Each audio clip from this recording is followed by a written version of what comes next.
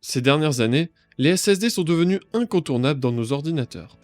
Gage de rapidité tant en lecture qu'en écriture, ils ont considérablement réduit le temps de lancement de nos OS ainsi que de nos gros jeux et logiciels. Avec l'arrivée du PCI Express 4.0 grâce au Ryzen de 3ème génération, nous avons pu voir débarquer des SSD encore plus performants, mais aussi encore plus chers. Il est encore aujourd'hui assez compliqué de trouver un bon SSD en PCI Express 4.0 à un tarif raisonnable. Mais ça n'est pas impossible.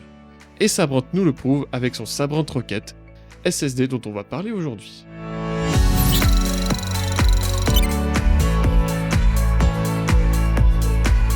Le Sabrent Rocket est un SSD NVMe M.2 utilisant la 4ème génération du PCI Express.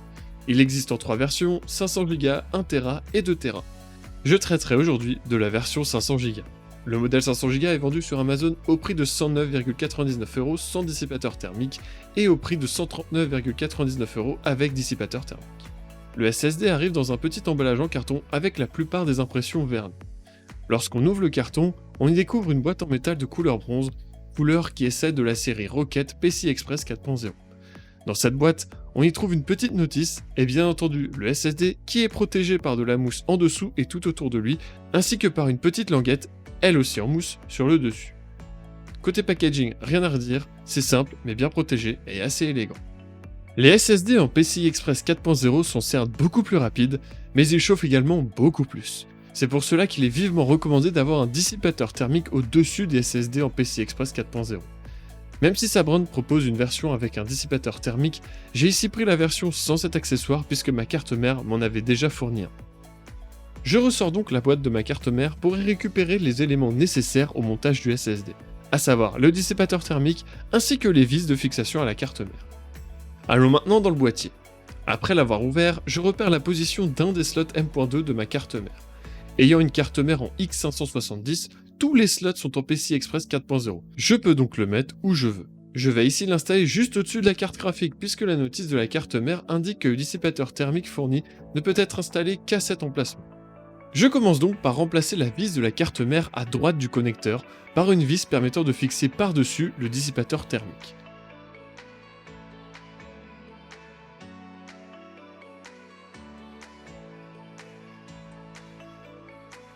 Une fois cette opération terminée, j'installe la vis de maintien à l'emplacement le plus à gauche des 3 trous prévus à cet effet.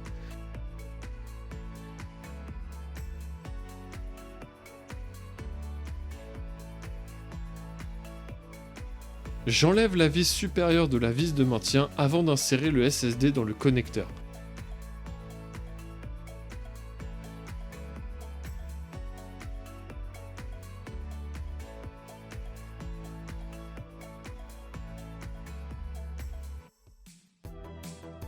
Je remets ensuite la vis de maintien.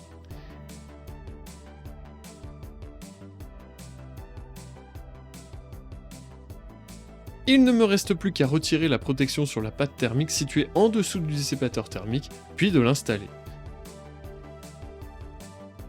2 derniers petits coups de tournevis et le SSD est installé. L'installation s'étant passée sans problème, on peut maintenant démarrer notre ordinateur. Si vous vous rendez dans l'explorateur de fichiers, vous verrez sans doute que votre SSD n'apparaît pas dans la liste des lecteurs. Pas d'inquiétude, c'est normal. Pour savoir si notre SSD est en état de marche et pour pouvoir l'utiliser, il suffit de nous rendre dans le gestionnaire de disque. Si tout va bien, vous devriez avoir une fenêtre dès l'ouverture stipulant qu'il faut initialiser un disque.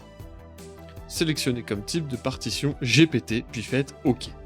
Une fois cela fait, vous devriez voir dans la liste des disques situés en bas de la fenêtre un grand espace à noter non alloué. C'est tout simplement votre SSD. Faites un clic droit dessus puis nouveau volume simple. Dans l'assistant qui s'ouvre, vous pouvez choisir la lettre du lecteur et son nom. Je vous conseille de laisser tout le reste par défaut. De mon côté, je vais choisir comme lettre E et comme nom Windows puisque je vais installer Windows sur ce nouveau SSD. Une fois cela fait, cliquez sur Terminer. Et voilà, notre SSD est prêt à être utilisé.